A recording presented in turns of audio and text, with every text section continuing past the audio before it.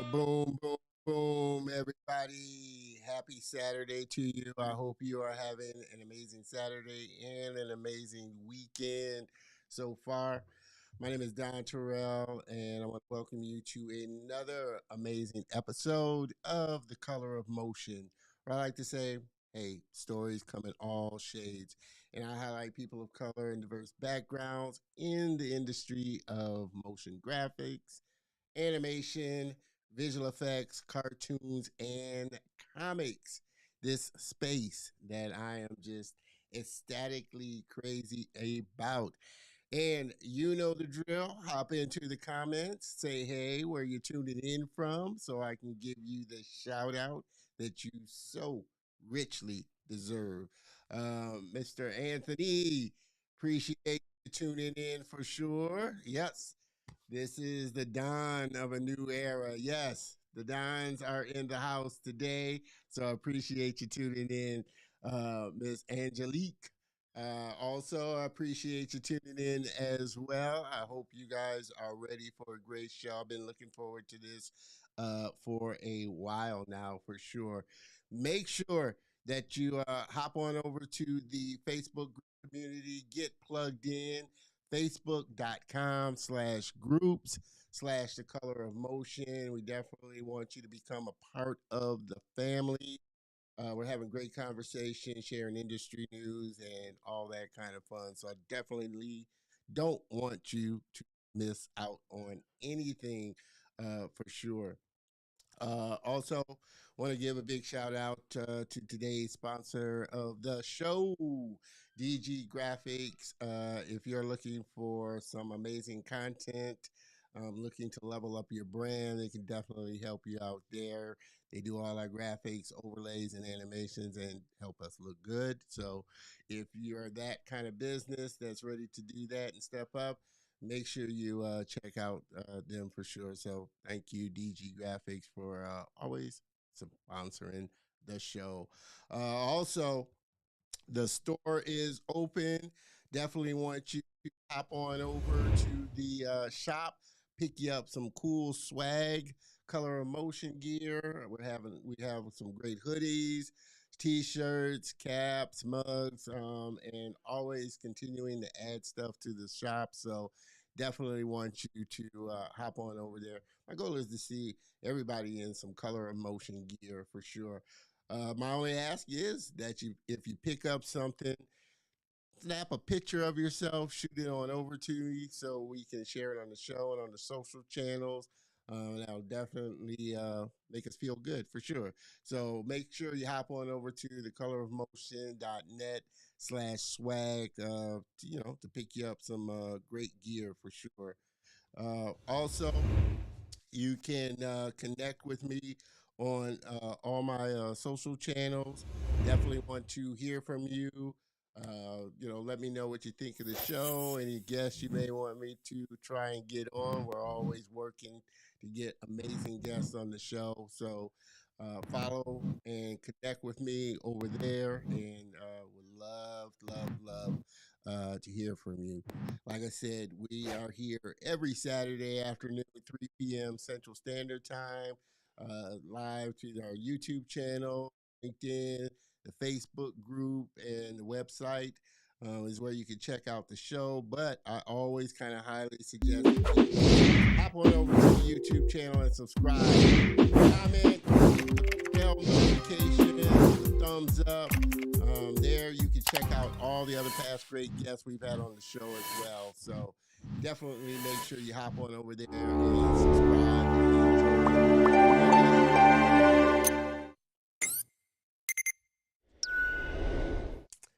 Again, like I said, I am so excited. Like I said about this episode, been looking forward to getting him on the show ever since we connected. An amazing guy, Don. Gotta love anybody named Don. And like I said, the Dons are taking over today. What else? I always want to make sure that I get everything, but it is always kind of hard sometimes to kind of keep that in mind. But I think I got all the kind of little housekeeping out the way. Again, definitely want you to hop in the comments. Like I said, chat along with us, throw some questions in. Like I said, we definitely are looking to make this a blast of a show for sure. So I think without further ado, we can kind of get this show kind of kicked off and this train on the tracks.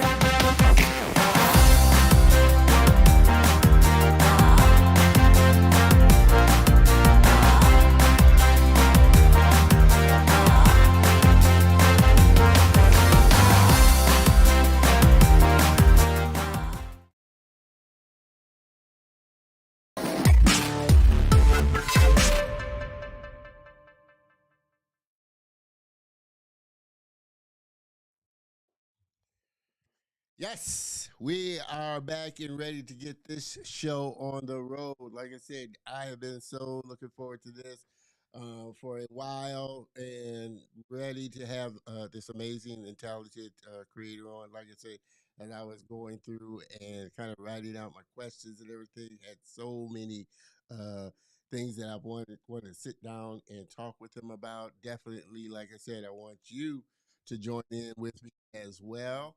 Miss Angelique, I appreciate you joining the community for sure and being a part of the TCOM family.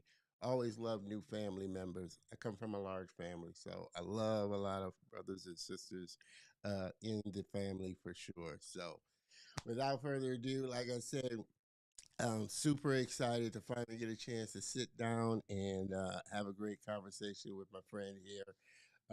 Born in North Carolina, he grew up in a household with a 7 foot robot, which looked after him and his sisters. We're going to talk about that as well.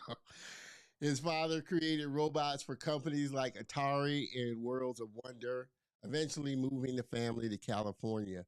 He became interested in animation when he saw Michael Jackson's music video Thriller.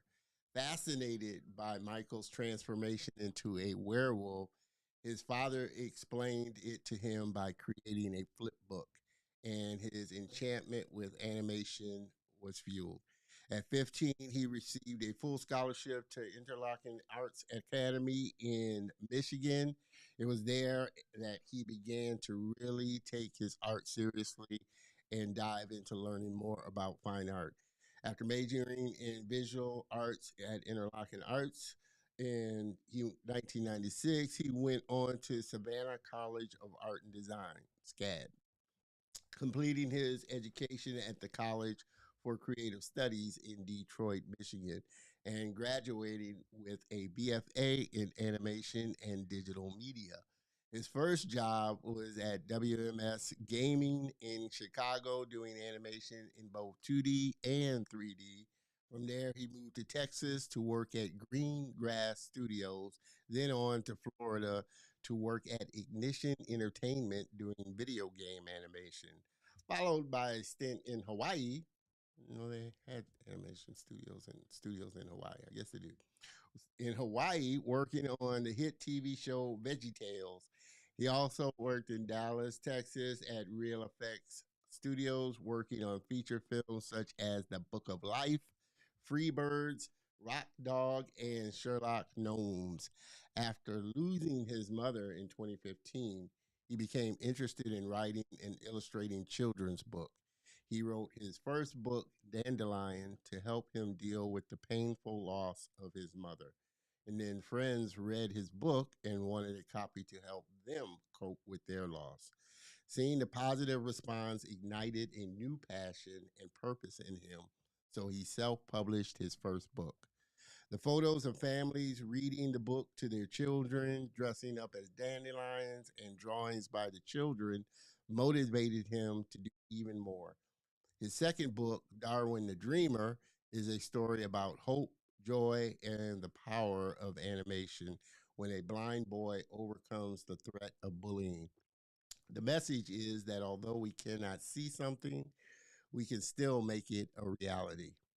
He believes his calling is to inspire others, especially children, and help them create a better world.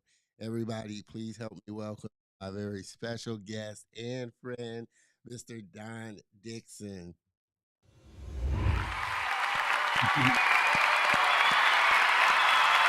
The Dons are taking over today.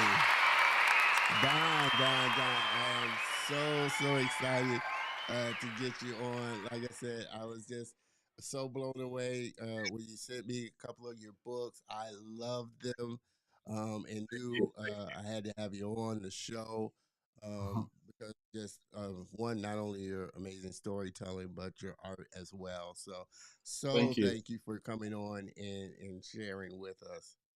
Yeah, man. Just glad to be here. Got the two Dons together. It's gonna be a good time.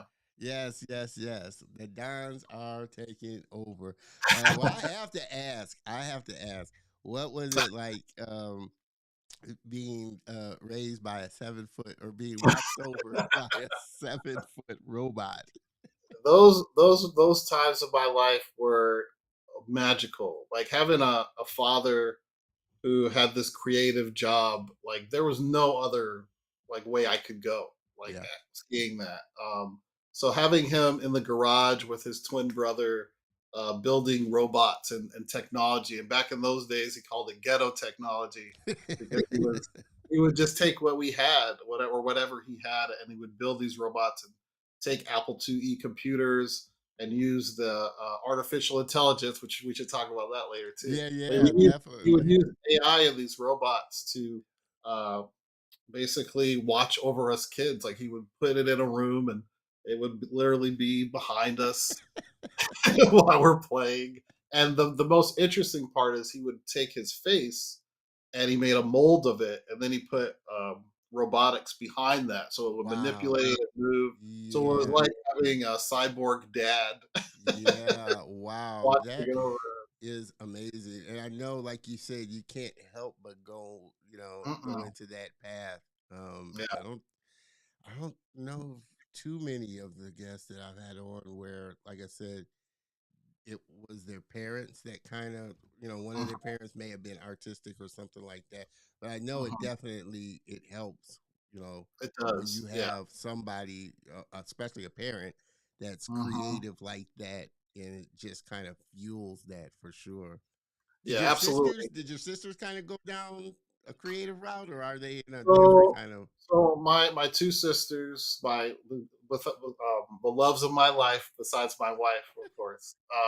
I have one. So I'm the oldest, and the middle child, Tina. She's what used to sing jazz. She actually still sings, but not. I don't know if she's doing anything professionally anymore. I would hope that she does, but and we both actually went to Interlochen together, and she was a voice major. And then my other sister, um, she had nothing to do with the arts growing up. There's But like, always one that goes a different route. but what's interesting is she's in psychology now. So, and I personally see that as its own art form to actually Yeah. be able to, like, when you're an artist, you break things down to its most simplistic thing and then you make it complex. And that's kind of what a psychologist does too. And that's what a musician does. So with Tina singing and Shalene doing psychology, I feel like we're just all kind of using creativity just in our own unique ways. And since I'm the oldest, like I house all of it. So I have the psychology, the musicality, and then the animation, and then they just Oh have like man. little bits. That is nice. That is not, and I know like I said, I know your dad has to be just so proud of just, where you've taken, you know, the Oh yeah, artistic talent totally. that you had and got, and knowing that he helped to fuel it and keep it going for sure. Yeah. Um, did you kind of have growing up as well, like a group of people outside of your family that were kind of interested in the same things that you were? So when we were growing up, like with a father with a creative job, we were moving around like a lot. So like I spent time in we lived in California, Colorado, New Jersey, back to California, Michigan, uh, and different towns in between. So we would come across, like you can't help but meet other creative people when you're a creative person. Like it's Yeah. like we just kind of like it's like The Shining. Right. Like, hey, are you an artist? Are you an artist? So I feel like no matter where we moved, we were always like around that and around different people who somehow would influence us creatively. Yeah. But Yeah. mostly, all I needed was my dad. Really, like he showed me a lot, and he prepared me for a career where I was going to be joining, and I wasn't going to be seeing a lot of people that looked like me. So I would Yeah. go to my dad's job, like when he worked at like Atari or Worlds of Wonder when he was Yeah. working on Teddy Ruxpin and laser tag, and I would see my dad doing all this cool stuff. But I would look around, I'd be like, yeah, there ain't no other black people here. This is it.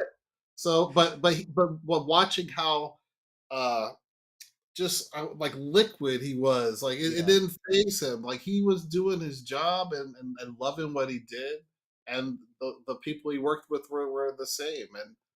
And luckily in my career, I've kind of run across that as well. Yeah, yeah, no, and amazing. Like I said, that you said it. I would love to get him on the show as well and talk to him about it Mhm, because I'm pretty sure, like you just said, especially at his time going into mhm, the industry, he didn't see, and like you said, you had to maneuver around and maneuver within the industry, and it wasn't a lot of us that were in the industry, and especially doing what he was doing and the yeah, creative work that he was putting along with it.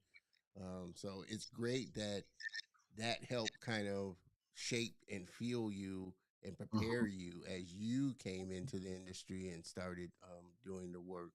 Um, yeah, how and we're going to talk a little bit about this, a little later on when we dive into your books.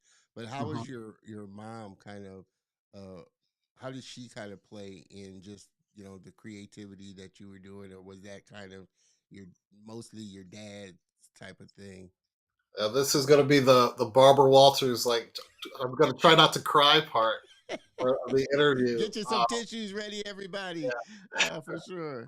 but if I were to say, I could talk forever about my mom. Like the stuff that I will usually tell people is anytime I have a successful piece of art or a story or even like a rough sketch that like connects with somebody on a heart level Yeah, or on a level where like they're like, oh, I totally get that. I totally feel what this image is trying to convey. That's all from my mom. Like she was the heart and soul of our family, and she's the person that I carry with me when I'm trying to navigate through life. Like she doesn't hesitate, or she never hesitated to speak her mind, and I try and hold on to that with dear life. yeah, yeah, Um, but I mean, besides that, just also a good business sense. Like she was the one solid rock who was standing behind my father in those early days. Like they eventually parted yeah, when I was in my 20s, but when they were together and married, it was her who she kind of held it together and um, made sure that we were on track for all of our goals, and hers included. And she taught me about sacrifice too. Like, and when you're an artist, you have to learn about sacrificing, like Yeah. whether it's like where you live or what your boss is asking you to do, or a client. Like, you have to really know how to handle those kind of changes and move with them. And Yeah. I just had great parents. I had the creative side and I had the emotional side to Yeah. kind of like put those together and handle all the challenges that Yeah. like Yeah. throws at. Yeah. No, that's that. Like I said, and having that great, those great role models, you know, definitely makes a difference. I mean, Yeah. my mom wasn't artistically kind of inclined, but she saw she always encouraged my talent because she saw what I Mhm. was able to do. Yeah. And kind of like your parents, my mom and dad split when I was 9, so I know how, like I said, really impactful it is. And I had told you this before the show, but for all of you viewers, Don recently just got married, so congratulations to Don. Like he likes to say, he's married now. Yeah. With So that. he's married now. But I wanted to ask you because I'm I'm pretty sure you saw it as you were watching your mom and your dad. How important is that? Because I think about it as well. I mean, I'm not married, but I think about it as far as if I do, meet somebody, you want to meet somebody that understands a creative person, Yeah. because there are times where we're kind of in our own little bubble, but Hmm. still, like you just said, have to sacrifice or make sacrifices as far as you got to give time to your wife, you got to give time to your Hmm. kids, but you Yeah. still want to meet somebody that understands you as a creative person because we are kind of so different in Yeah. some ways. Yeah. Yeah. I think one of the more positive things that came out of COVID was me moving in to our now house together with my wife, and uh, we weren't married at the time, but that gave her an insight to like my crazy ways as an artist. Like, where it's like, oh, it's 2 o'clock in the morning. I'm not gonna go to bed. I'm gonna go draw dogs all night, or elves, or magical dragons, or whatever.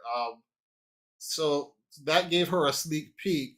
And then when she didn't run for her life, then I was like, oh, okay, this is gonna work. But then also, like, she's like so supportive of what I do, and she, in her field, she has her own company, Whitmer Group, and it is that job I feel that made her kind of have a better understanding of what I do. She's in digital marketing, which Mm. kind of, in a way, is the yin to my yang, because I'm a terrible marketer when it comes to myself. I'm like, what? I did the artwork. I'm done. Yeah, Like, yeah. but nowadays it doesn't stop with that. Like, No, no. you have to sell it. You have to get it in front of people's eyes. You have to know all the ways to work through the algorithms, and so having someone to bounce that stuff off of is really fun. And just the back and forth support Yeah, yeah. is really Now great. that definitely, like I said, works to your advantage because, like you said, she is a creative herself with being in digital marketing. So, um, for you, that's good. I mean, it's always a little tougher when, like I said, they're not in the creative space and you are, so to speak, um, doing work and trying to kind of, like I said, find that kind of understanding. But when you get with somebody that who is an entrepreneur or a business person, Mhm. or a creative person, they get, you have to make sacrifices in order to make your business successful or be Yeah. creative as well. So that's good that you're able to do that. Mhm. Miss Angelique, as a creative mom and a mom of creative young men, uh, she had to add on to that, to 4 sons, absolutely loving this for sure. That's good. And I always say, um, as a mom, which I'm pretty sure you do, Angelique, always encourage their creativity, Yeah. in Absolutely. whatever it is that they kind of do, and let them kind of explore different things. It makes them such a much well-rounded person, I think, Absolutely. for Yeah. sure. Um, you've gotten, you obviously went to a lot of different schools, and the schools rattled off there, and you gotten your degree. Um, Mhm. now, and especially in today's time, do you feel like a degree, Oh, physical degree, is something that's necessary for an artist, or I having that want to be paper? I want to be careful about what I say because I give talks at colleges and I don't want them to like not invite me. Yeah, we're not having but Don back no more. but I mean, if I'm being honest, like I mean, there education's education. So wherever you get it, Yeah, you need it. So yeah, if you find that in a school, then you go to that school. But if you're driven and you can create your own type of curriculum, like there's tons of times where you know, every time I write a check for my student loans, I think to myself, if I could go back, would it have been smarter to just buy the most powerful machine? And the internet was just getting started, so yeah, there was yeah, enough to get like kind of some education there. Like, yeah, would I have gone the same way, the same path? And I don't know. Like, yeah, I don't. But I I personally find education very important, and it's not just a piece of paper or a degree yeah, because you're actually walking away with the fundamentals of being a good yeah, employee, and that's yeah, what you really want. Like when you're working, you want to create a environment and a reputation of being someone that people want to work with. Like, yeah. and I feel like you learn a lot of that in school. You learn how to take critiques. Sort of. I'm still I'm 44. I'm still learning That's an how to ongoing properly thing take there. it, but you get a taste of that for the first time, Yeah, and you get a work ethic, and you start building this stuff, and it goes with you. Now, if you can build that without going to school, then by all means, like yeah, everyone that I've worked with, we all are in the same place. But if you ask each one of us how we got there, no one has the same A to yeah, B yeah, story. yeah. Like it's always like all over the place. Yeah, and well, and I only say that because now in this time, especially like you said, with the internet now, you've got a lot of these online schools like Uh-huh. Gnomon, like Animation Mentor, like some of these schools that have been started and have teachers that are working in studios, for the Uh-huh. most part, Yeah. where you can go and get really, really hyper focused education Yeah. without the latent cost of what it would be to go to, say, SCAD or Full Sail or something like that. Not to say that they're bad things for sure, but we, especially now in this time, we got kids coming out of college with massive debt, Yeah. and trying to get, pay off that debt and then get into the industry. Um, Uh-huh. like I said, I only say that now because, like I said, we do have all these options now Yeah. as far Yeah. as, really great online teaching, to Uh-huh. learn the skill and Yeah. make connections as well. I know some Absolutely. people, like I said, you know, do benefit from being kind of that in hard brick and mortar type of school where they're around people. Some people don't, if you're doing online, you have to kind of have the wherewithal to do the work, Uh-huh. do all the homework assignments and all of that. So you kind of have to benefit, figure out what works best for you. Uh-huh. What do you think about some of these schools, like I said, like Noman, like Animation Mentor, and like Um, some of these really, schools that are cropping up now? I think they're awesome. Like, I when I was in school, like Animation Mentor had just been getting started, and I remember really wanting to do it and just not being able to afford it at the time. And I was also working professionally, so I was trying to. I had my first job in Chicago at WMS Gaming, where we were animating slot machines, which a lot of people think I just animated pieces of fruit all day, but it was but it was actually you That's get a a big bonus industry. A round. lot of people don't know that. A lot, Oh, absolutely! Like those it's huge. games in Vegas. Yep. Yeah, No, like you hit a bonus round, and it's basically you're in a mini Saturday morning cartoon. Like, and I got to work with like these Warner Brothers vets who like would take my drawings and lay them down and like show me everything I was doing wrong, which was great. I'm kind of getting off track with your question though. No, no, no. I was saying, just your thoughts on just the education now that's Right. available. Yeah, yeah. Like so. Back to what I was going to say. So back in those times, I had a friend who took animation mentor, and I started seeing new clips from him, and I was just I was like just like blown. I was like, oh my god, like this guy's animating like insane, and it was this beautiful thing to watch. So I support the online schools, and now there's so many to choose from, Oh and yeah, even if you can't afford uh, uh, any of the online schools right now, there's just so many art. Like, our community is so awesome and amazing with like sharing things that we've learned and tricks and tips, and there's yeah, just all kinds of stuff that you can go on YouTube and just look up and learn. I still do that to this day. Like I yeah. don't know everything, so I'll like go and I'll look something up and like, oh, okay, that's how you do that. So I'm a huge supporter of the schools that are out there. I think they're awesome. If I could go back in time, I would have put myself Yeah. in Yeah. classes.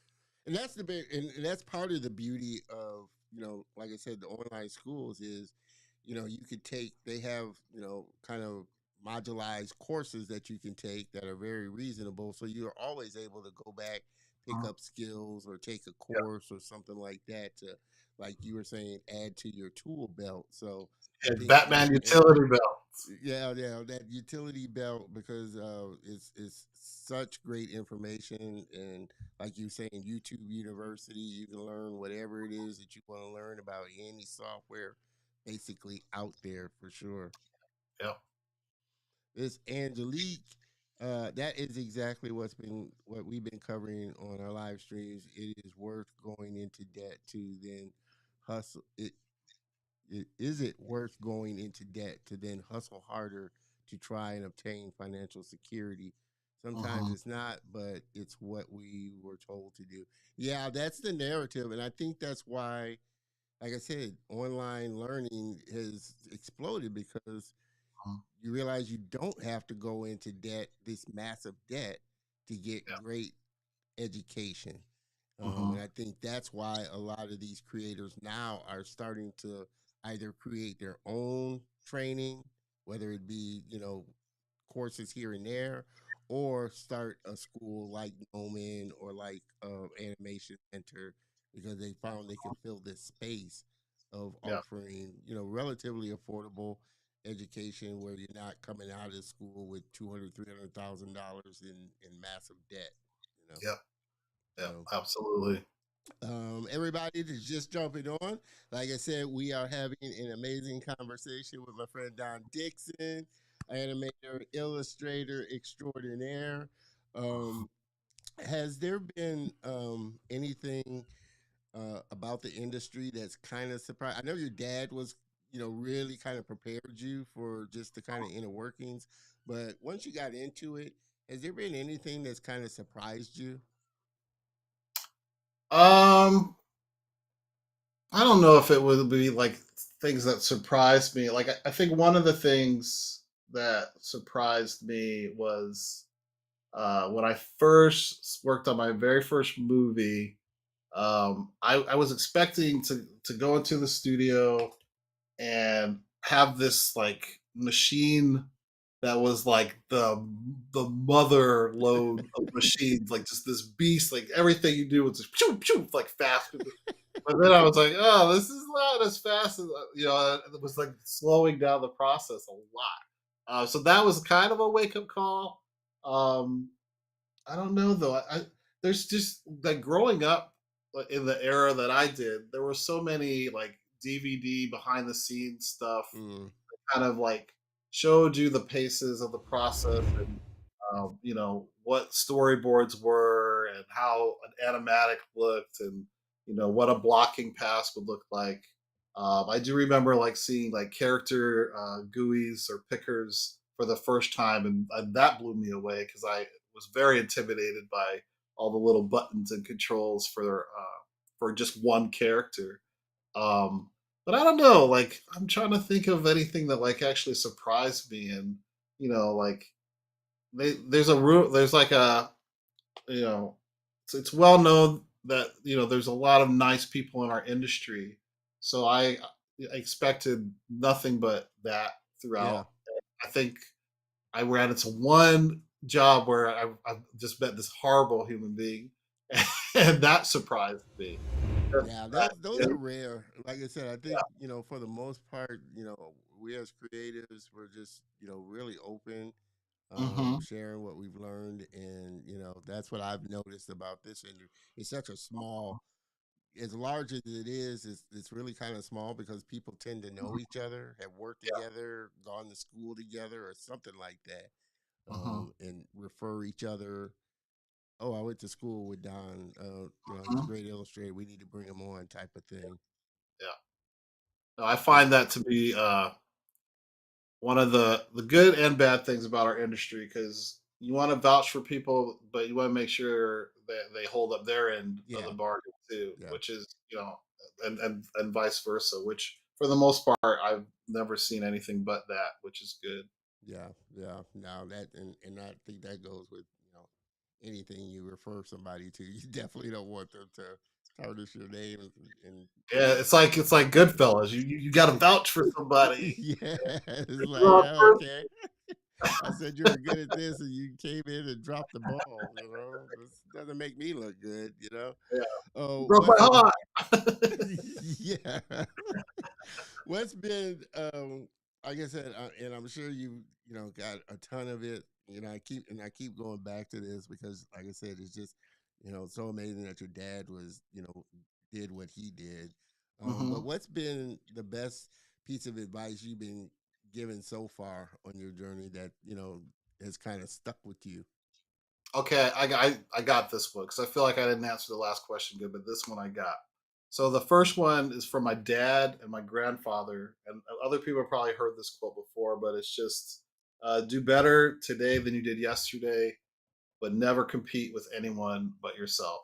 And I feel like that quote is more valid now than ever because of social media. We're Yeah, seeing all these artists just bang out work left and right, and you see the quick time lapses, and everybody's fast, and you get this beautiful outcome.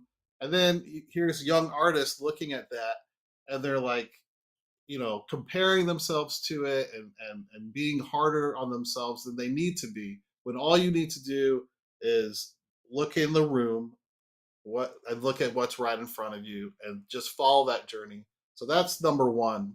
um Number two is the one I learned later in life, and that was when I was working in Hawaii, and I had this I would the supervisor who was a 30 plus year Disney vet, where you name the movie or feature, he worked on it. But I remember our studio was getting ready to close, I believe, and we were all out at lunch doing our little drawing session thing that we do.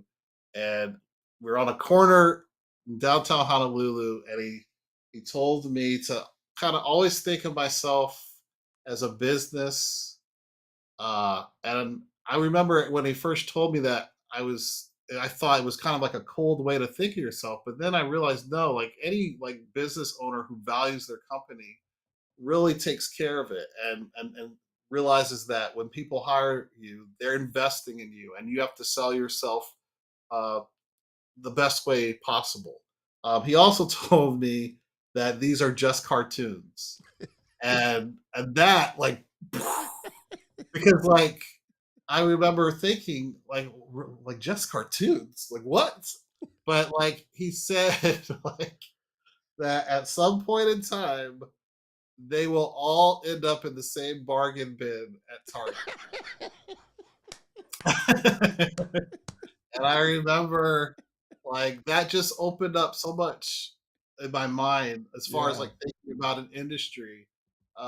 Because there's the industry, and then there's like the individual who loves the craft and what yeah, they do, and they mix together, and when it's like a perfect bond, you have these beautiful outcomes. But you also just have to remember that they are two separate things. And I think that's why a lot of artists work on their own personal stuff outside of their jobs, just to keep to bring back that kind of balance. So Yeah, those two things kind of were the best advice that I think I repeat those on the daily. yeah, 'Cause yeah, they're so important. They really yeah. are. No, Yeah. for sure. So important that I have to drop a bomb. You know, I always drop bombs on nuggets, and that's the thing. Your especially your first one, because that's the thing. I constantly tell myself focus Mhm. on what you're doing and Yeah. focus on making yourself better. You know, Mhm. and you run your own race. Don't worry Yeah. about what other people are Yeah. doing to the left of you, to the right of you. Use it to inspire you, but Yeah. don't to a certain degree just focus and keep your blinders on and on what it is that you're doing. And like you said, Absolutely. it's so hard now with social media because Mhm. that platform is just designed to compare yourself and to Yeah. Yeah. compare your life with other Yeah. people. It can get really toxic at times. It really Yeah, can. So. yeah, and like I said, I definitely try and monitor and keep control of as much as I can on social media, but it is so easy to slip into that mode of you see like I said, somebody's work, or like I said, a 15-year-old, and they're cranking out like movie quality work. And I'm like, damn, what am I doing? you know, Yeah.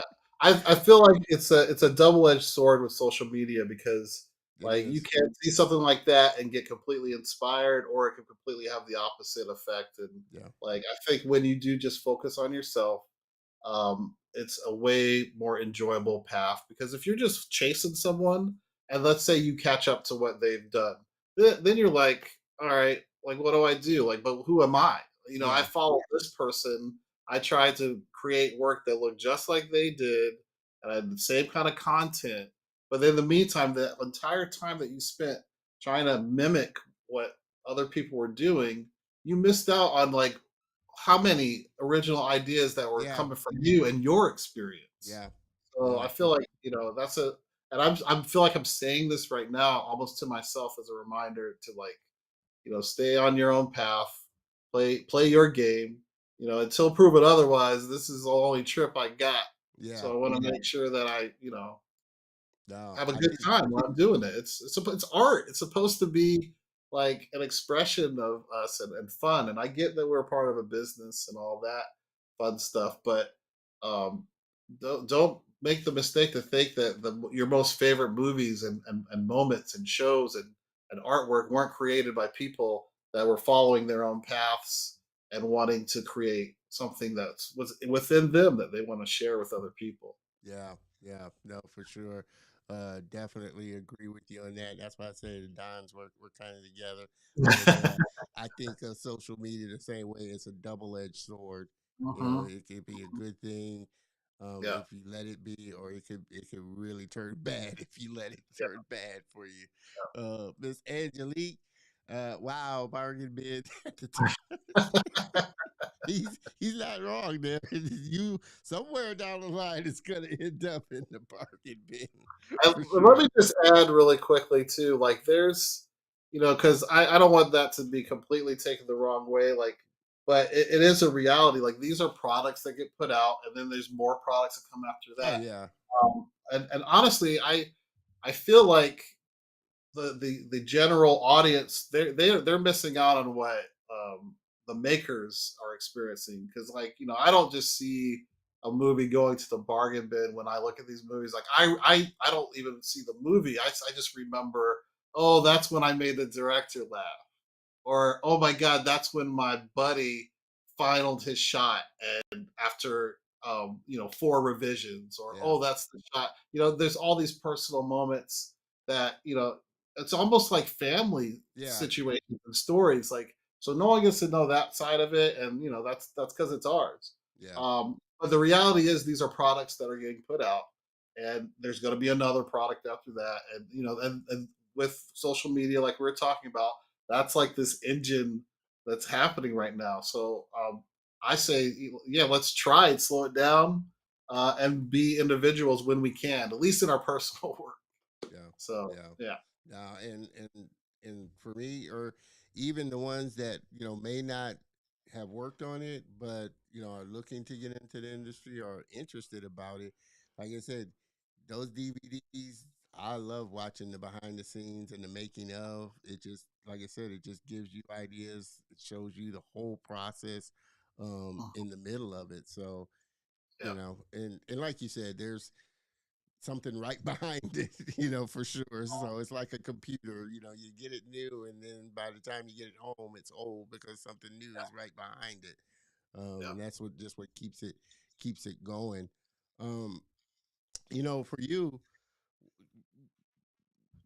what is it that kind of inspires that love for animating and illustrating? I mean, I know again we go back to you're seeing your dad, and what he Mhm. did and this and that, but personally for you, what does animating and illustrating kind of feed in you?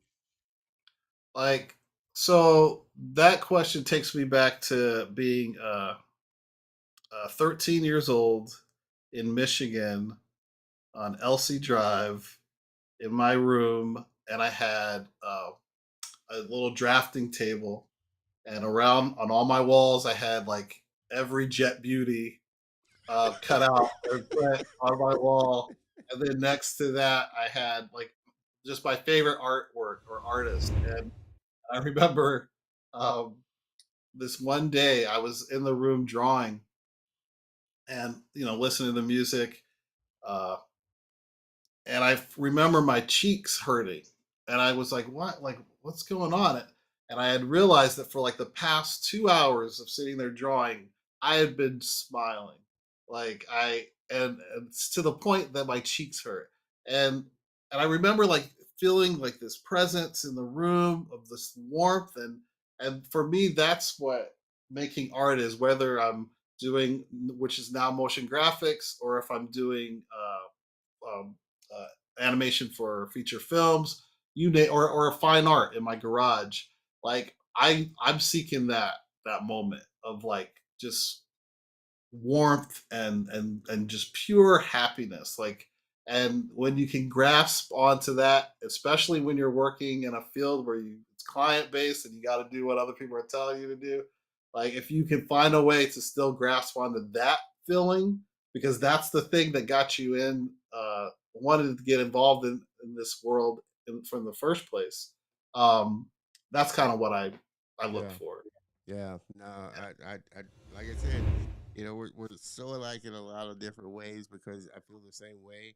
And when I sit down or when I'm working on something or a piece of art or Mhm. just it your mind can go anywhere and it just Mhm. takes you anywhere and you feel this kind of almost zen peace Yeah.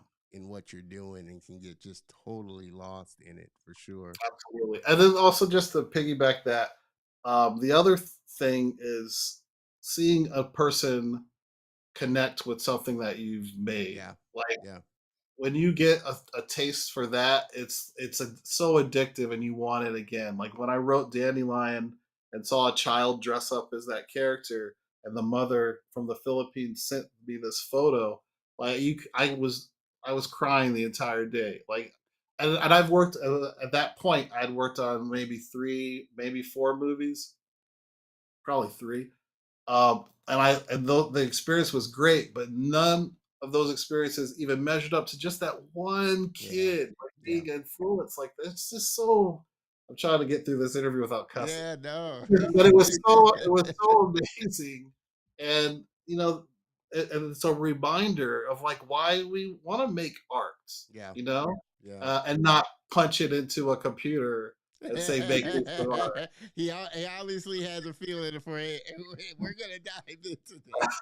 But yeah, no, I think that's a big part of a creator. Of course, we create stuff because we love it ourselves and we love what we're creating. But it's even greater feeling when you see somebody have some type of emotional response to what it Mhm. is that you've created and really connect with it on a level that you didn't. hadn't thought about before, hadn't thought about it and realized it. But it's such an amazing feeling, like I said, when somebody can really resonate with your artwork, which, like I said, I did. When I got your books, I was so amazed, and like I said, especially Darwin the Dreamer. I loved Mhm. this book. I really did. Thank Um, you. and I know, you wrote Dandelions, because of your mother, and Yeah. just trying to work through the loss of your mother. And it's funny, like I said, I'm kind of, even though my mom's been gone for a little bit, Mhm. working on a thing, for me because of thinking about my mom. But what did you, if anything, did you learn about your mother, your feelings towards your mother, or what did you get uh, from doing that book, Dandelions? So much like Pain and Process too, which I hope we get to talk about that one Yeah, we're too. going to talk about that Yeah. too. Like I said, some amazing work. Yeah. So this will be a similar situation. Like for me, it was a manner of I need how do I process this? And one of the most impactful people in your life is now like not on this earth. And how do you like wrap your head around that and keep your sanity? Yeah, Uh, so then I reflected back to something my dad said, which was, it's when times are the hardest in your life that's when you're going to need your art the most. And I remembered him saying that to me, and I remember uh, this just being up late at night, and I remember just I felt like just broken, and I remember feeling like I was falling to pieces. yeah, And then when I thought that in my head, I imagined a dandelion and the act of like the wind taking it and breaking it into other pieces. And then I thought that that was okay. It's actually a good thing to fall apart and break down. And I wrote that line. Just this one little line. There once was a dandelion that was brave enough to fall into pieces. And then I drew an image, and then more words came, and then more, and then I ended up with this 7-page story that I put each panel up on Facebook, and it just gained some traction with some friends, and they encouraged me, as you said in the intro, to turn it into a book. But I find that like using the artwork made me uh, um, process the pain and face it in a brave manner through art, but also keep the memory of my mother going. Because each one of these books is now like a piece of that dandelion just yeah, going everywhere and touching hearts and minds of people. And I hope that that continues and grows even more than it has. yeah, Um, so yeah, that's kind of what it did for me. And that's why like if any young artists are watching this, I don't want you guys to think like you need a job to define you as an artist. Like you get your first job, you're like, oh, I'm finally an artist. Like you're an artist the day that you say I'm an artist. That's it. Like no job is going to validate that for you. yeah, You either are going to be it or you're going to do something else. And what you create from now until the day you die is of value because it's coming from within. yeah. Um, so yeah. Yeah. No, I definitely agree with that. And again, everybody, and I know Angelique put in there, where can we get the book? Definitely in a little while, or in towards the end of the show, I'm going to put all of the links to connect with Don, where you can connect with them, where you can purchase his books. But definitely, like I said, and again, thank you, Don, for sending me the books Yeah. in the first place. I loved Painting Process, which we're going to talk about in a minute. But I Hmm. really loved Darwin the Dreamer. It was a really well done book, Thank you. and just I something I resonated with it, and I can see a lot of parents, just reading this. to their kids, or even reading it to themselves and pulling something from it. It's such a well written book. And definitely Thank after you. the show, we're going to talk to you more about your, and we could talk about it too, your writing process, and Hmm. how you just go about crafting your stories. But Yeah. Angelique, we are going to put the information up where you can get his books, where you can connect with him at, for sure. Um, Hmm. and again, I just mentioned it, Pain and Process, which is, like I said, just a great book. And I saw a lot of, and I think, and for everybody that's just jumping on, we're having a great conversation with my man Don Dixon, illustrator, animator. He's done some great, worked on some great projects, has some great children's books and books that he's done on his own.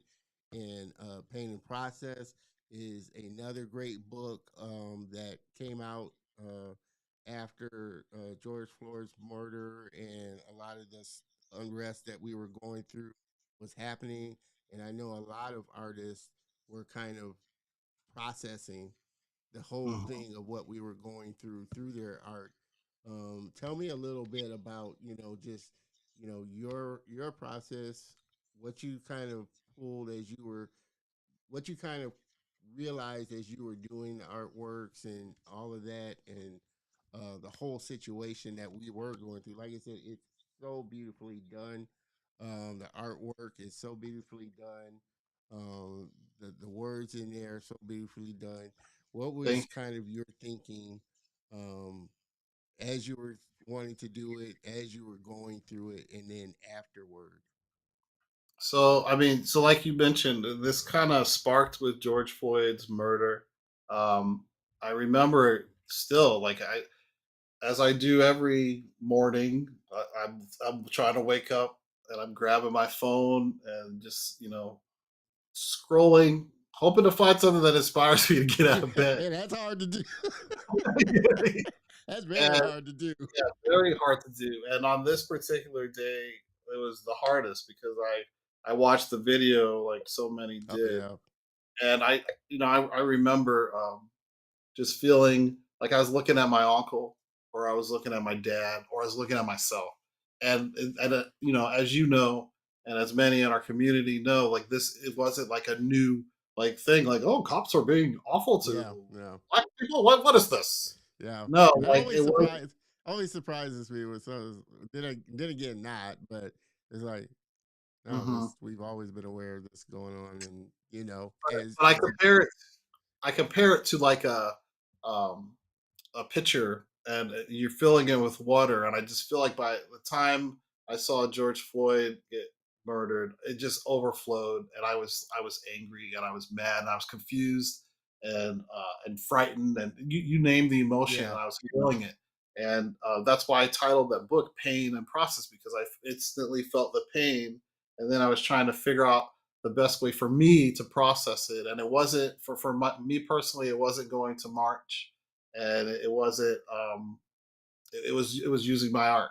So and I remember like just it started on canvas, and I was in my garage, and I bought a canvas for the first time in like 20 years. And just started like every line felt like emotional. It was I didn't know where I was going yet, or what I was formulating. I knew on some level artists that inspired me, and I knew what kind of look that I was going to end up going towards. But that initial beginning was just raw anger, like just mad strokes and lines.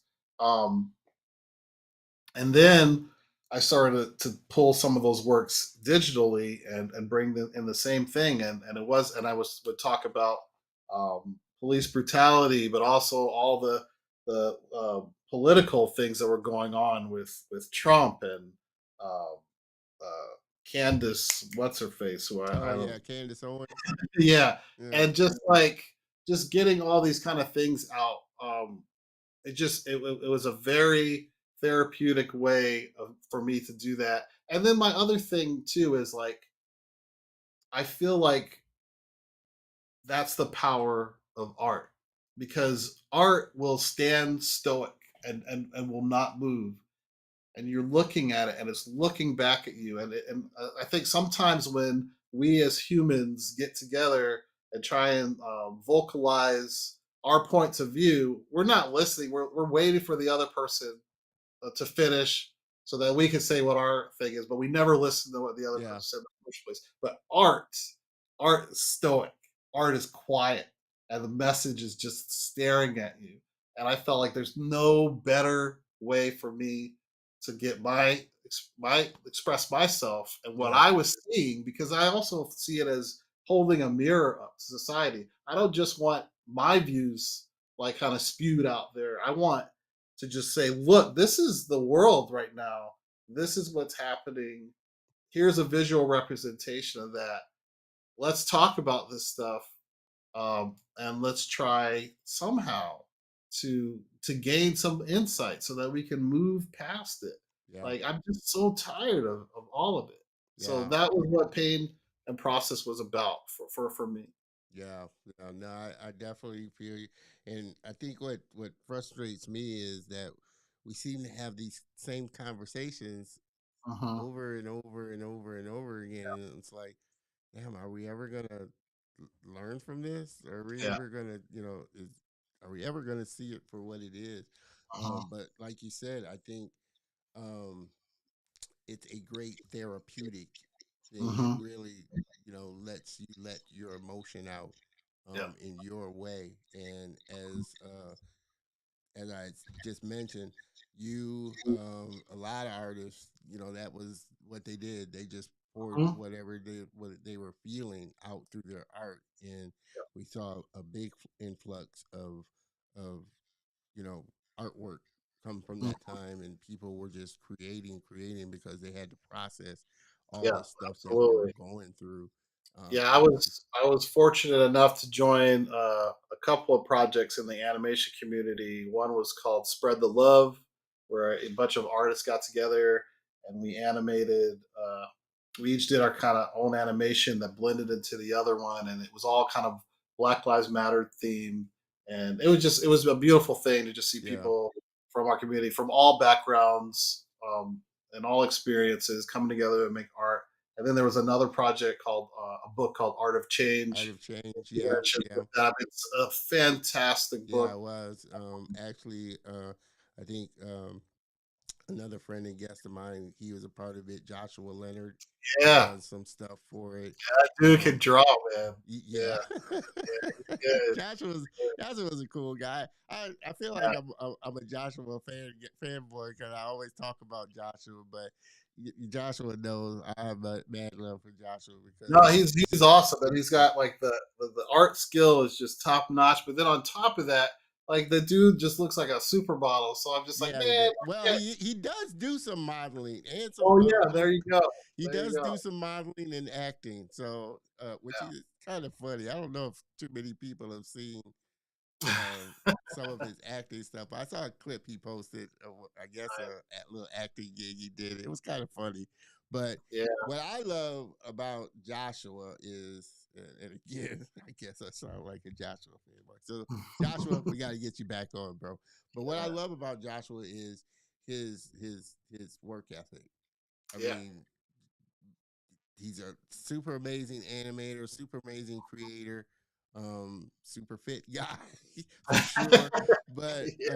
like I said, he's worked. He works at Home Depot. He still works at Home Depot. Mhm. But the way he approaches how he does his work. He's just enthused about, or he just does his work and he does it enthusiastically and he does Yeah, it with joy and just as much fervor as he does when mhm, he sits down at the Cintiq and draws. That's what I yeah, love about Joshua. That's why Joshua really inspires me because you know mhm. Same. um, if you go to, there are days when you go to a job, especially if you're working for somebody, it's like, ah, geez, man. And you got to get caught up in kind of, everybody else there that's complaining about this or Mhm, complaining about mhm. that. And it's Yeah, easy to get kind of caught up in that office type of work. yeah. And so, Very. you just not enthused as you would like to be or don't want to be there. But it's a different thing when even those jobs, I don't want to say menial jobs, but even the smallest task that you take pride in says a lot. That's Yeah. what I guess that's what I'm trying to get to. Even the Yeah. smallest tasks or the jobs that are just everyday jobs that you just, are just passionate and do with as much excellence as you do everything else. It Yeah. says a lot about you. For sure. For sure. Everybody, again, just tuning in, and we're gonna get ready to take a look at Don's demo reel and some of the work that he's worked on. But for all of you just jumping in, we've been having an amazing conversation. Like I said, the Dons are taking over today, and we're having a fun time for sure with my friend Don Dixon, illustrator and animator. Let's take a quick look at his demo reel and then come back and dive into some more questions here.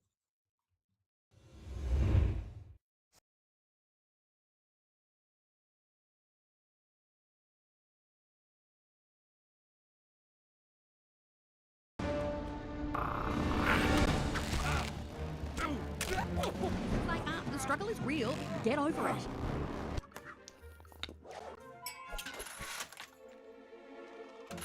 And as for you, you can Kill 100 people in 10 seconds. Seriously? I was just complimenting her ruthless efficiency. Not helping, Frank. Am I ugly? Am I a duck? Am I a beaver? It's very hard for me to buy clothes off the rack. Duck.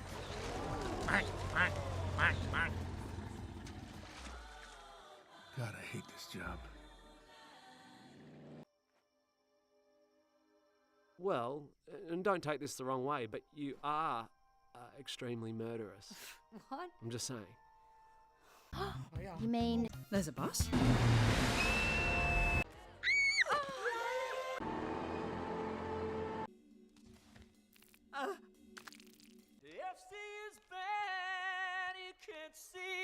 That's the voice of an angel. She can do no wrong. You turn his back on his best friend if he put her down. They can't totes who love each other. Where's the in our dreams? That's beautiful, Em.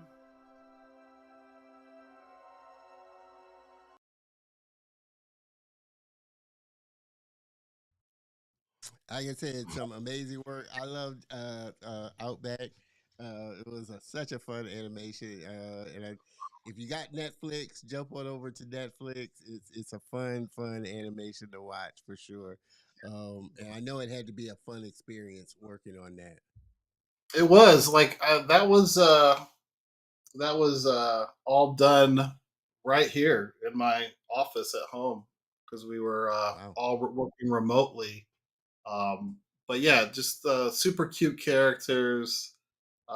It's always fun when the design is good and fun to play with, and uh, we had a ton of particulars with it came to like drawers and a lot of notes that you're gonna get.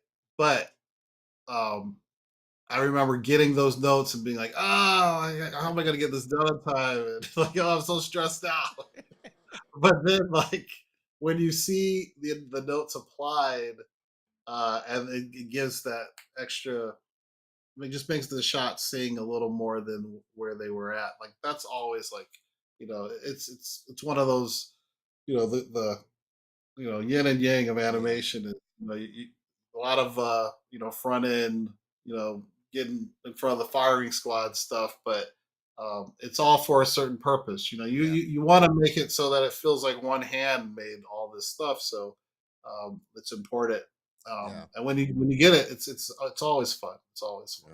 Yeah. And I always am amazed by that because obviously when people go to a film or watch a film and they see all the credits of all the studios and all the people that had a hand in it, it's definitely a major task, like you said, to coordinate everybody so that it looks like one cohesive person worked on it and did. So I always am like I said, just in all of that kind of process and everything like that. For you, um one, as an animator, which I always love seeing, Do you shoot reference of your own self doing stuff? And I Yeah, always yeah. enjoy watching that. Yeah, it's for that one. Yeah, for the frog or the cane toad singing "When a Man Loves a Woman." Yeah, like and I'm slimming down a little more, but at the time I was very closer to a toad body, so it was like perfect. Like, so, so I did this little spin, and I get it, and I know that song from growing up, so I was like, Yeah, yeah, let me do this. And I think the biggest challenge for that shot though was like he's doing lip sync to the song, or well, he's actually singing, but I'm animating lip sync, yeah, and they wanted his mouth to like just open really wide, like way bigger than what the rig allowed, and but then also it had to like fit the singing, so it was like this weird balance. I had to find like just the right spot to like go wide and do it. So when I was watching that again, I was remembering like those challenges, but yeah. and then to see people laugh at it or like I thought it was big hilarious. memes and stuff. It's always cool, like to Yeah, no, see I that. thought it was hilarious. And you kind of mentioned just uh kind of offhandedly though, how how do you kind of work through the challenges of a rig or getting Mhm. to rig to do the thing that you wanted to do, type of thing? What's your process for as far as really getting the emotion that you're trying to get and the acting that you're trying to get from the character, while still working within, I guess, the limitations of what the rig is doing. I don't know if you get uh, a scene and you need it to do something, but the rig doesn't do it. You send it Mhm. back and ask the rigger to, hey, I'm trying to get it to do this, or do you kind of just work within how the rig is? I always laugh when I hear like the title for rigging because like always makes me second guess. What'd you call me? Oh, that's where my Tell me head what goes. job you're not getting. I'm a rigger. What? What did you say? Like, oh hell no, For all you people no. of color or people of non-color that are watching, you get it. But But no, no, but yeah, you have to be really careful how you enunciate things. yeah, that's right. You certainly do. I remember when I was first started in the industry, and I was hearing people say, I was like, "What is the name here? What?" But yeah, Now the bad thing is if you were a rigger and said that, and somebody said, "Of course you are." yeah, like what? We're laughing at it. It's not funny. Yeah, yeah. Oh But no, man, to answer your question, I would, or in the places that I've worked, um, we've been able to ask for rig updates. Like if there's something that if the director wants it, then yeah, everybody does their best to try and make that happen. Now, whether that goes back to rigging isn't always the case. Like sometimes you might be able to pull it off with like um, rigging or animation tools that we have. There might be a certain tool that we can use that will pull off the look that the director and art directors want to go for. So it kind of like yeah, back goes and back forth. and forth. I remember I love the idea of like breaking stuff. So I'll break the rig if I have to get like the certain look, and a lot of animators will do that because you're even though we're working in 3D space, like everyone the audience is still just seeing a flat 2D Yeah, plane. So 2D. whatever is going on like behind the That's not silhouette, going to be seen. Yeah, you no don't one's even have gonna to see worry that. about it. So if you can get there, I remember when we were working on like Scooby Doo for the Scoob, the first Scoob, uh, as well as the one that got shelved. But like He's when still we're feeling working it, on, folks. I still feel the pain. But when we're working on that, a lot of the times we would have to kind of manipulate things in a manner that maybe a control was only intended to be a rotation, but you find that when you translate it, you get just that right. This gets it right Yeah, on model. So stuff like that. Um, is kind of how that works. Yeah, yeah, yeah. Yeah. And on that shot in particular, how long did it take, or how long did you have on that shot, and how long did you work on that? For the toad singing, Yeah, um, I don't know. The thing is, like when I'm working on those, when I work on a show, like it's like I feel like I have this imaginary gun to my head that's just saying go. So I have this habit of not looking at my due date, but instead just realizing that I want to get this out, or get something in front of the directors as quickly as possible. Because in my thinking, I'm like, if I show this as many times as I need to, then everyone's on the same page, and then I'm not veering off track. But if right. I were to like try and remember, because it's been a couple of years now, like I would say like maybe a couple weeks on that shot, Yeah, like to get it from start, like from the moment that I recorded my reference to actually getting like a final like polished pass. I want to say anywhere between a week and a half and maybe closer to the 2 week line. It's pretty fast paced though. I mean, and that was a fairly long shot. Like, there's other shots that you can knock out, um, in a couple days, yeah. maybe even in a week. But that one was particularly challenging because, like I mentioned before, I had to kind of break the rig and get the mouth bigger than what it allowed. So, Yeah, yeah, yeah. And I kind of want you to kind of speak a little on that as far as just the pace, because I mhm, really do, I guess a lot of schools kind of get you, especially the better ones, kind of get you mhm, prepared for the pace of actual production. But I know it's definitely different when you're working in a studio and there are millions of dollars on, that are on the line of whatever it is that they're creating.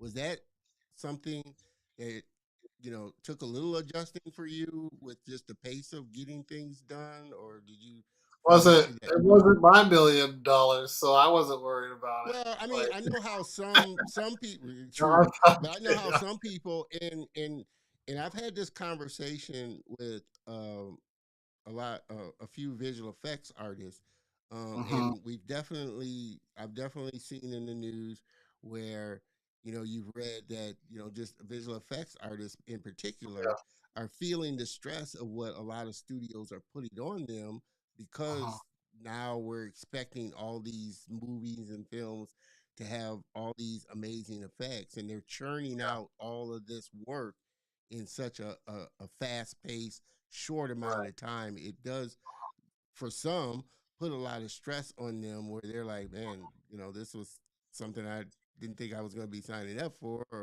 And yeah, then depending on the studio, some studios are bad, which I'm not going to name, but we've all seen in the news what studios are really bad, particularly bad at. But depending on your team, who's over your team or something like that, they can be real taskmasters, or they can be a person that mhm, understands the stress of the work that they're doing and the amount of work that they're doing, and putting, not putting so much on everybody, and really being those kind of taskmasters.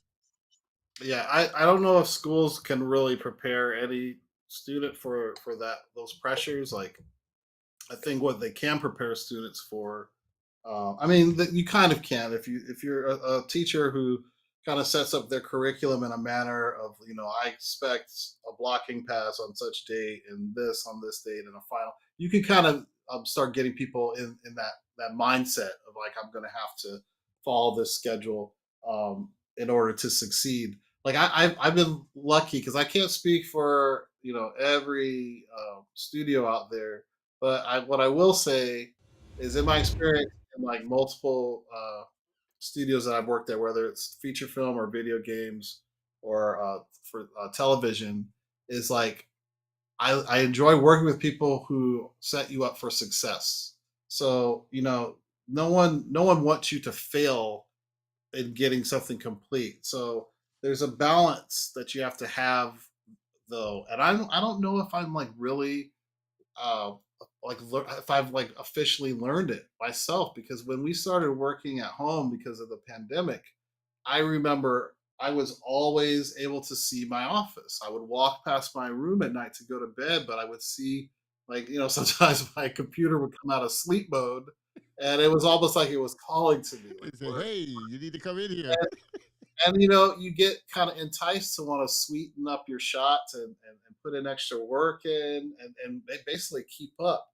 But like I don't know. Like I'm probably not the best person to answer that, because I feel like when it comes to like time management, like I spread myself way too thin sometimes. And if I will have anything to offer that question, is just to warn people to know when to put their foot down and when to say no. Like I can tell you people I've worked with who they stuck to a clock. So when 5 o'clock hit, no matter where they were at, they were pencils down and they got out of there. And I have a difficult time with that where, 5 o'clock hits, but I'm like, oh, 10 more frames, or, all right, now let me do five more. And it turns into this like, uh, it can be dangerous. You Yeah, have to know when to take a break. And I tend to fall in love with um, the passion of it all, and wanting to throw everything I have into it. But I can tell you right now, I'm like 44 years old. I've been working on some fashion in the animation industry, uh, and art world for over 20 years, and I'm starting to take a harder look at what I want out of my time and my yeah, life, and that's what's kind of cool about like the new generation of people coming up, is that they're not gonna stand for doing crazy hours for stuff. They're like, okay, I'm not. I'll do this, yeah, but like this is well beyond what is should be expected, and so I'm taking a page from them yeah, in most recent times, and I feel like it's all balanced too. Like at my new job, we recently pushed out some new explainer videos at Honeycutt for Microsoft, and I put in like some crazy hours, mainly because I'm learning, so that slowed me down as well. But then also there's there's nice breaks in between projects, because I think Jerry, my boss, understands that you have to balance out those yeah, things. Like you do have to sometimes you have to put in those extra hours to get something across the finish line. yeah, There's just no way about it. If everybody just said, I'm gonna work until 5 and stop, then yeah, you're taking care of yourself, but you're gonna be late on yeah, delivering that. Like you said before, millions of dollars are on the line. Whether it's mine or not, it's still, yeah, that money's paying people to work. yeah, So it's definitely a balance, and I am still learning it. I yeah, really like, time management, and then you throw in your personal life, yeah, um, and it's like, and I'll have weeks where I nail it. Right, I did enough time at work, and then I got time with my wife, and then I had time for personal artwork, and it was like perfect. But then other times, something always ends up taking over, yeah, and you have to kind of balance that out. yeah. So Which is why I said I don't think there's really such a thing as balance. yeah, no, There's it's always going to moving. be those kind of times, like you said, where yeah, a lot of your things get pretty much equal time. There are Mhm. always going to be times where your wife or your family is going to get more time. There's always going to be times where the work gets more time. So I think that's where the fallacy of balance, this Mhm. perfect balance, because you're never going to have perfect balance Yep. on things. But knowing that, like you said, I kind of going back to what your one of your points was, it is cartoons and comics, so you kind of got to keep the important thing of your health, because Yeah. and your sanity, because if you don't have that, you're not going to get anything done. So trying to Yeah. find those moments where you can work on your own little project or spend Mhm. time with your family, I think Yeah. helps feed your work and makes your work better. And I think that was a big thing that one of the good things that I guess came out of the pandemic. It kind of let people know kind of the importance or the thing that they was really kind of important to them, Yeah, and let companies know that you can still work remotely. People can yeah, still be in their own environment and still be productive, and maybe even more productive because they're in their kind of own space and kind of on their own time. Was yeah. that an adjustment as far as I know the animation industry really prospered during that because Uh-huh, more so than most other businesses when that pandemic came in and everything was shut down.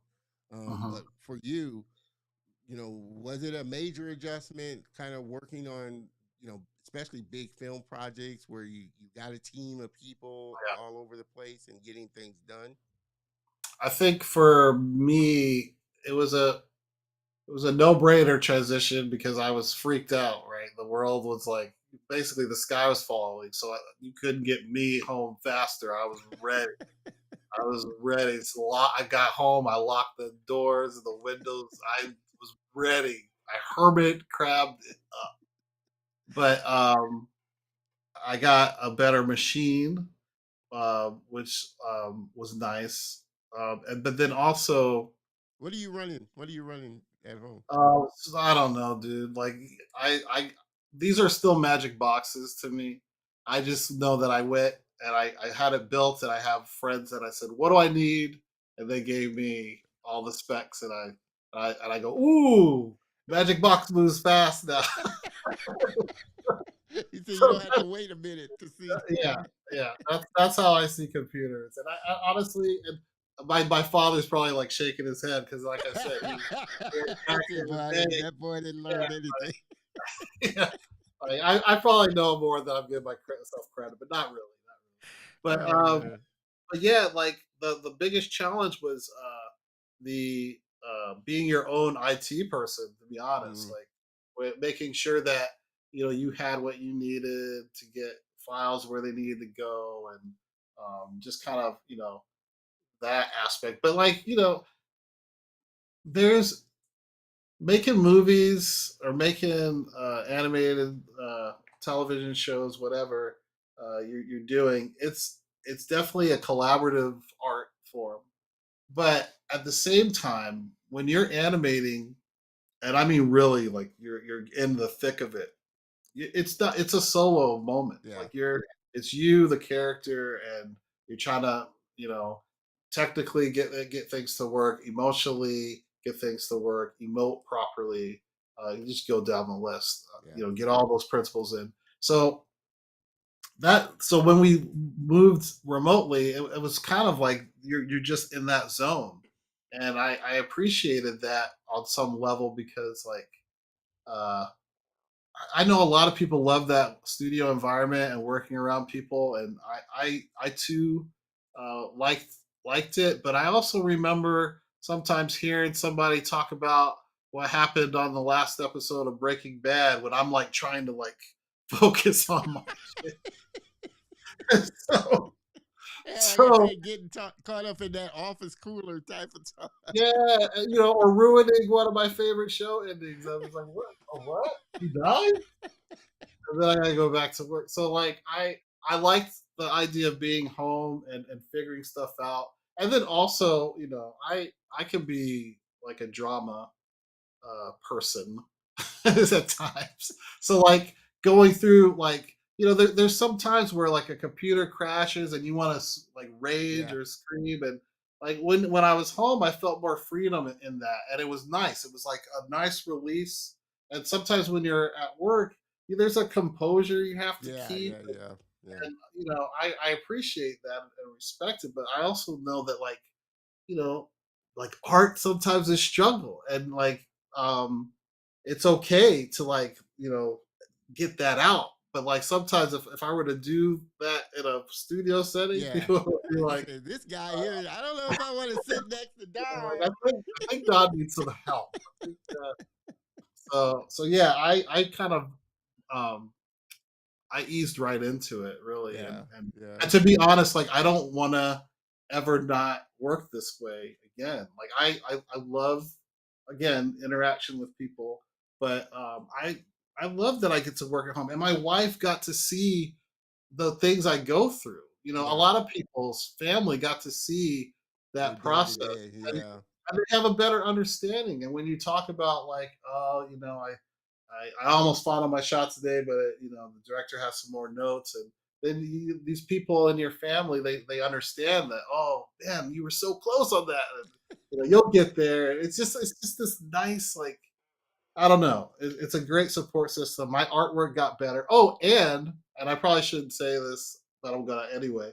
Sometimes I would show my shots to my wife and get her feedback. You know, Yeah. like, what do you think of this? And she would be totally honest, like, "Ooh," like, you know, Yeah. I don't Yeah. understand why is he doing that, and then you're like, oh, okay. Well, if she's not getting this, then chances are the Yeah. audience is going to get it, and even bigger chances are the director's going to like Director. hate Yeah. it. So I was able to make myself present myself a lot better Yeah. from working at home. So Yeah. No, I definitely feel like that's a good thing. Um, and which part of what goes along with, I guess, working in a studio around other people, you can easily slide over to somebody and say, hey, what do you think of this? Get objective eyes to what you're working on. yeah. Can give you that you don't necessarily see. Well, one thing that me and my buddy did create was that studio environment through Zoom calls. Sometimes we would keep our phone or our connection on all On. day and then just like show each other our shots. And it was like he was in the room with me. So, Yeah. you know, there Yeah. are ways to kind of still bring that into just this Yeah. isolation. Yeah, I've heard a few people, a few artists say that they've done something like that before, where Hmm. they just kept Zoom on and had a person, and they were. It's like a work session type of Exactly. thing. Yeah. So definitely something good. Um, I wanted to touch on um, one the kind of coming off of your book painting process, Mhm. and just the whole social situation that we were going through and everything like that. And now that you're doing um, a lot of children's books, Mhm. and I kind of always, I'm a big proponent of having your own kind of IP and Mhm. controlling your own kind of things. Is that something that's um, you're looking towards, or something that's important to you, or something that you think about as you go along on this journey? The things that you're creating, controlling, and having ownership of those. Yeah, I mean, I so I think of branding some on some level, but like if you were to look at the book paint and process and then compare that to Dandelion, like they're like two completely opposite ideas. But the one similarity that connects them all and all these books actually is the idea of taking something very heavy and processing it into something that's starts a conversation. You know, like Dandelion talks about death and how to deal with that in a brave manner. Pain and Process talks about police brutality and our political climate and how we might navigate through that. Darwin the Dreamer talked about how to deal with bullying, but also um, realizing your dreams through imagination. I made Darwin blind as a visual element to help with the wording of not being able to see something, but still seeing something Yeah. and making it your reality. So like, but I don't ever want to like close myself off and say, okay, I can only do uh children based artwork and it's gotta look like this, or I can only do heavy political stuff. I juggled with that for a while where it felt really weird for me to like come out with paint and process and do and also we had a huge gallery show here in Plano, Texas, where I have like original fine art that was paint and process themed. That was also called paint and process, and I felt very odd to have this heavy artwork. And then I was like, well, now like, is that who I am? Like, is that just me? And I was like, no, like that's not just me. Yes, I do heavy political based artwork, but I some days I just want to draw like puppies. I'm drawing Yeah. dogs. Yeah. Yeah. So like there's a balance there. But I think if I maintain the one theme of just taking things that are heavy and hard to deal with, but then like processing them. I love that theme, and it's already making me think of new ideas now. But yeah, that's something I need to talk to my wife as far as like branding goes, and how to push that further. Because yeah, as of right now, this is just like all inspiration based stuff that I feel like I made it, so I need to let the world see it. But definitely building more structure as each one comes Yeah, out great. As you know, I've heard you talk about the color of motion and where you started, and then like where you're at now, yeah, and just see that evolution. Like it's just that's the name of the game. yeah, You rinse, repeat, and you just keep going. yeah. And you, and as creatives, you feel the same way. I feel the same way, and most creatives that I know are the same way. It's not just one thing. We like a lot of different things, and being able to, like I said, as a creative, I'm not a photographer, but I love to take pictures and things like that. So being Mhm. able to express photography, sculpting. I'm not a musician, but maybe if I had that little kind of inclination of sitting around Mhm. and doing it, we have so many things that I think, like I said, not locking yourself into, okay, this is what I do, or Mhm. that's what I do. And I say the animation, when I talk about animation, I love, kind of the, like you said, the puppy dog silly type of animation, but I also love cerebral, more anime style animation. So I don't feel like I had to choose between one or the other. It's just what idea and what form that comes out creatively. Exactly. Exactly. Yeah. 100%. Because I So think this social media world we're in makes you think that like you have to, like once you do one thing, that's like who you are. yeah, I do the coffee spill paintings, and everyone's like, "Oh, I miss your coffee paintings," but I'm like, "Look, that's not all that I do. Like yeah, you'll still get that, but like I'm not gonna just be this person for you." And I think that's important to just grow as an artist, to try new things. yeah, yeah. And like I said, you'll learn so much more about yourself as a Mhm. creative person, just exploring. Yeah. And it's funny, because I was just watching a video of a animator. He's a blender artist, and he Mhm. has a YouTube channel um, talking a lot about blender stuff. But he was talking about that same thing as there's so many other things that he likes doing. He felt like, am I cheating my audience because I'm posting things that are Blender related that I Right. enjoy doing? Or, Yeah. really am I gonna, make myself crazy by just trying to focus on this to satisfy them when there are other things that I enjoy Right. doing. And I don't think as an artist that's something that you need to do or should do, Mm. No. because like I said, you got a lot of things that eventually do feel into your art because Yeah. like I said, if you're a photographer and an artist, your photography will feed your art and your art will Yeah. feed your photography type of Yeah. thing. All Everything kind connected. of feeds itself. Mhm. Absolutely. Um, everybody just jumping on. I don't want to definitely leave the audience out here for sure. Again, make sure that you're jumping in, saying hey to us. Don's here, but having an amazing conversation. And I always say the I used to tell people, I try and keep it like around 45 minutes, but that just got blown. It just totally got blown out the window now. Like I said, we're going into almost an hour and a half, well over an hour and a half for sure. But I've been having so much fun talking with Don, and I did want to take advantage of this. Not that I'm not going to talk to Don any further, but but I do want to, like I said, definitely uh, talk to you about the industry as a whole, and the changes you have seen or haven't seen um, after, like I said, the social protests, George Floyd's murder. Mhm. We saw after that every studio under the sun started posting their DEI and diversity Right. Right. inclusion type of thing. And I always like to say, Yeah, we've seen, we have seen some changes being made, and Hmm. strides being made. I always still say studios still have a long way to go in Yeah. a lot of areas. But for you, what have you seen? The changes you've seen, the things that you feel like could be done better, need to be done better, to Hmm. make it more inclusive and make it more diverse.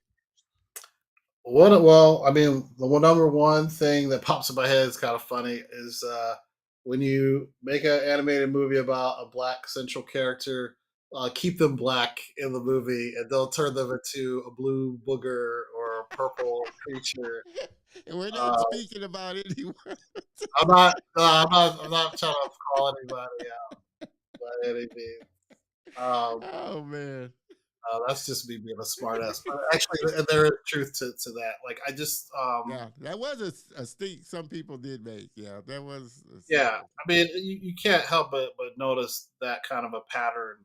And to be fair, I am seeing more, changes like, with animated shorts like Hair Love and the my dad, the bounty hunter. Oh You yeah, that know, was. I swear, and I had, like I said, I had Everett on the show. I'm trying to get him and his partner back on, mhm, but that was what I loved about. Not only was it an amazing series, but what mhm. I loved is like, wow, his wife is and him are really dark. I love that. You usually when animation is done and they put a black character in, it's like Mhm. this coffee creamer type of Yeah, real. I hate to say no, it, I because no knock actually, against my light skinned brothers and sisters, but it's nice to see somebody really dark yeah. as a character in there. And that's what I loved about all those characters were really dark. I love Yep. that. No, you want to see that chocolate, that Yeah. Hershey I chocolate mean, color. that was the thing that stuck out to me Yeah. more No, so than graphics. it sticks out to other people too, because I guarantee, little kids see that, and it does have a lasting effect. I remember, um, growing up as a kid and pretending to be Luke Skywalker or the greatest American hero, or Yeah. just all these characters, but then being told by other white kids that, oh, you can't be that character, that's not who they are. And I want to like stress too that I very strongly believe it, how it's very important to see characters that look like us. I do, but I also think we need to remember too that even if a character doesn't look like us, it can be written to connect with us. Like, Oh there's yeah. ways to, Yeah. No there's doubt. definitely ways to do that. But yeah, shows like Proud Family. I love seeing black characters uh, just living life, and being allowed to tell interesting stories that share a little bit of who we are, but also like just show the similarities as well as the differences, and invite conversations for that. Yeah. So I do see like people making baby steps towards that, but again, I'm just like this one animator who has you know a bubble that I see, and I can't see inside of every studio, so I don't know where other places want to go with that. But I can say, there's a push now to kind of shine that light on black creators, and I've seen like tons of women creators doing great stuff as well. So like just like keeping that going, and also just holding people accountable for when it's not, like Yeah. when you look at when we talked about the making of DVDs of all this stuff, and you can look back at some of that stuff and just see a sea of white people in a Oh room, and yeah. not Yeah. see like more representation. So but I don't want representation for the sake of representation. I want these people picking cream of the crop talent that are going to have a voice that's and opens the door for other people on that same level to push Yeah. out this great content. Yeah. So, Yeah. And I think about, like I said, just your dad, mhm, and what he was doing, how impactful that would have been, yeah, because like I said, I grew up in a time when, and kudos to like Sesame Street and mhm, programs like that that really did kind of push the boundaries of the audience that they were speaking to and the characters that they were putting in. But it just lets you know people that you wouldn't have realized. I would have never. It was only recently that I found out a black man created the Atari system. Oh, mhm. I forget his name. Forgive me, but that originally created the Atari system. So it's just stuff like that is like what I'm really passionate about showing is that there are so many creators that you would never know are the ones that are behind a lot of these things, everyday Mhm. things that we watch, everyday movies, everyday objects or items that we use, those Yeah. type of things. And I think that's where the disservice is you're not showing those ones that we're the things that we're doing, and so that's where I Yeah. hope the color of motion kind of helps to fill in these Absolutely. creators that are out there that are just such amazing creators creating Mhm. these things that we wouldn't have never known about or never have heard of. Yeah. No, I feel exactly the same. Like having this show and seeing like all the talent that of folks that look like me or who are representing women or just shining a light on people that you don't get to see. It's great. I remember before discovering you, I there on Facebook there was the Black Animators Past and Present Facebook page, Yeah, and that just opened up a world for me too. Because like there's so many of us, but I still feel like they sprinkle us in each yeah, studio so that it really you're looking yeah, around and you're not seeing enough, and it's no, like but then like to have access to a show like yours and then see that you're like okay, like there is this growth happening and this push and no. it's important. I know a lot of people out there will fight you and fight us and say that it's not important, but I guarantee you, it's important. No, it is so vitally important, and that's why, like I said, I'm so, um, one, I'm always happy when creators are on and they're working at studios like Disney, like Pixar, and all these great studios. But I'm even more happy when I see um, creators or businesses that are owned, Hmm. by Yeah, people of color. They're the yeah, studios, that are really pushing and creating this work. yeah. So, and which goes into my thought of, yeah, it's great to work at Disney and Pixar and Sony and all the other studios, but you know maybe think about creating your own, or maybe think about Mhm. working in a collective of others that are creating something that we own. I mean, I think, Yeah.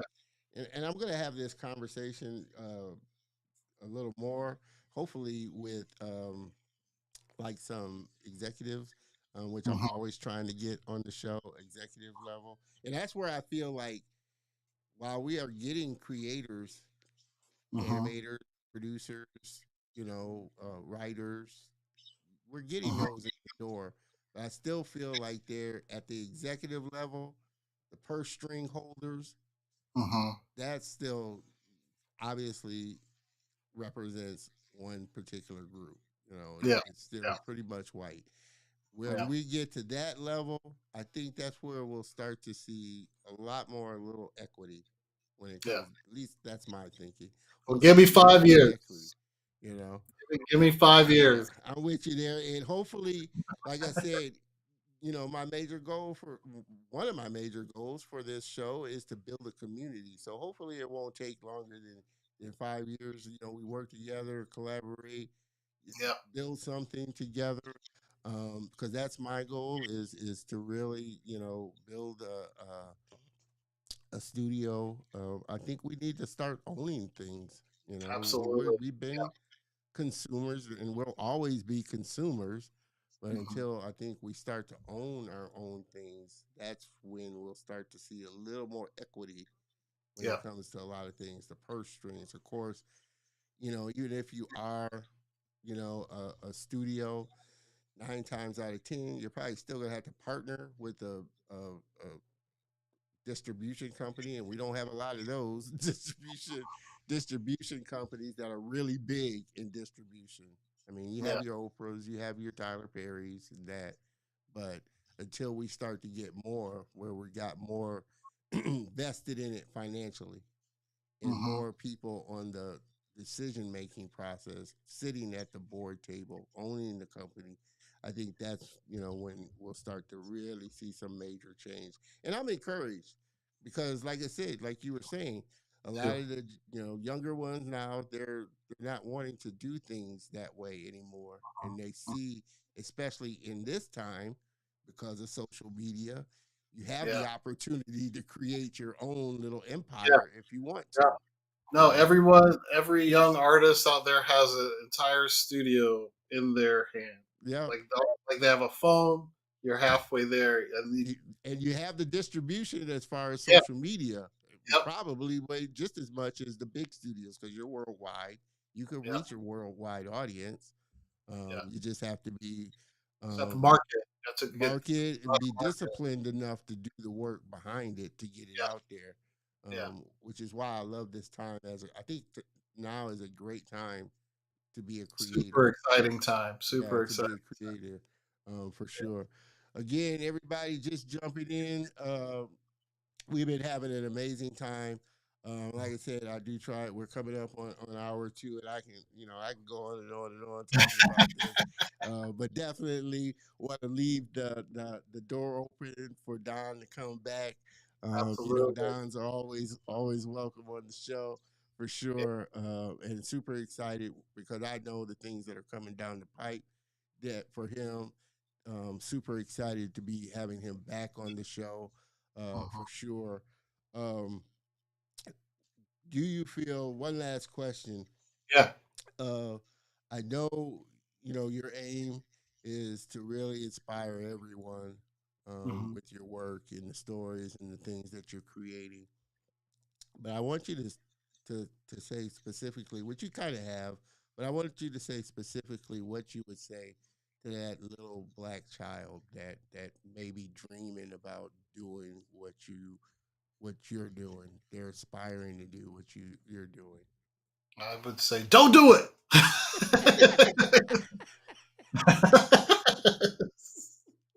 Go be a lawyer or something. No, I'm just kidding. Um, no, I would tell that child. Uh, I would say bring with them all the experiences in life uh, to whatever art form they are going to output, because it's that experience that's going to come out of you in a unique way that not everyone else uh, is going to be able to express. It's going to be your own personal journey shown artistically to the world. So I would just tell them to bring that with them wherever they go, to hold those moments close, the family, the friends, the experiences that you have as a young person of color who grows up to be an adult. Like, bring all of that with you, because it's a valuable uh, piece of you that is going to make your work just have this extra shine and this extra connectivity to your audience. So that's what I probably tell that kid. And I tell them to get a good computer chair, Yeah, get a because you're good gonna get back problems. ergonomically. I feel you, like I said, on the back Mhm. issues and stuff as well. Uh, Yeah. Definitely, I would encourage you to get this book, even though it's, like I said, not specifically speaking to a little black boy or girl. It is Hmm. speaking to that child that is a dreamer, that wants to bring their dreams to reality, and know that the things that we think about do determine our reality, regardless of what it is. And this was, like I said, such an amazing book. I definitely, which you might be thinking already, but I definitely can see this as an little animated short, for Absolutely. sure. Yeah. Um, Yeah. so definitely make sure that you connect with Don. I highly, highly, highly suggest that you do buy his books. He was gracious enough to send me uh, some of his work. I loved it. Definitely has a place on my bookshelf for sure. Hopefully, I'll get his new one that's coming out. He'll send me a copy of his new one. Um, but definitely connect with him, buy his books. You can find him on all the social channels, Instagram, TikTok. Go to his website. The link for Pain and Process, The Art of Change, which is an amazing book with a bunch of amazing, talented creators in it. All this information will be on the show notes, so definitely make sure that you check out the show notes. Um, Connect with him. Like I said, buy his books. They're amazing stories, not just for an adult, but specifically for children to read as well. And you'll definitely be blessed for it, for sure. Don, man, I can't thank you enough, for Oh, coming thank on you. the show, man. I Yeah, always man. say I can't thank you enough for accepting my friend request, and just so glad to have you as a friend, brother, fellow Yeah, Don, for sure. for No, thank sure. you. Like I said, if you could, I know this went a little long, but if you could hang out in the green room for just a second while I close Yeah. out the show, I appreciate it. But again, uh, I know everybody enjoyed this. If you haven't, weren't able to check out the whole thing, make sure that you check out this whole episode, because we talked about a lot of different stuff and a lot of great information. And Don dropped a lot of nuggets that will definitely bless you as well. So make sure you check it out. Go rewatch it if you enjoyed this, or watch it for the first time for sure. But again, help me thank my friend Don Dixon for blessing us with this presence there. Appreciate it, Don. Hang out in the room for just a second, brother, while I close it out. Guys, gals, this was a great one for sure. Man, I love Don. I'm so glad that I be able to call Don as my friend, because he's such an, and it's right down the road too, Dallas. So we're definitely going to have to make a run up there and connect with him in person for sure. But such an amazing guy. Like I said, so thankful that he came on. Anthony, appreciate you tuning in. Miss Angela, appreciate you showing up. No parking as always. Appreciate you tuning in. Greetings, Don One and Don Two, for sure. So thank you. I know Don appreciates that as well. Like I said, we had a fun time, and I knew we were going to for sure. Like I said, season three, man, it's been going like gangbusters, and I expect no less for it to continue for sure. Make sure that you tune in next week, because it's going to be another amazing episode, and one I've been looking forward to for a while as well. Esther, Kemi, got a both got a the Kabata Mosi. That was a tongue twister. Esther is a stop motion animator. The first one, and I love that medium, stop motion. It's such I almost want to say niche medium. You don't see, you do have some studios out there that are doing some stop motion. It's definitely become a big thing now with Guillermo del Toro's Pinocchio, which was stop motion. But she does stop motion, and her company does stop motion out of Africa. Super excited to have her on, because, like I said, uh, a woman doing stop motion. So I'm just so looking forward to sitting down and talking with her and building a relationship for sure. So you don't want to miss out on that episode, because it's going to be another great one for sure. Everybody, like I said, this was a fun time. I appreciate everybody that stuck with us. Everybody that's going to catch it on the rebound, I appreciate you as well. As always, I like to say, make sure you have a great rest of the weekend and a great week for sure. And make sure you tune in next week, same bat time, same bat channel. Cheers, everybody.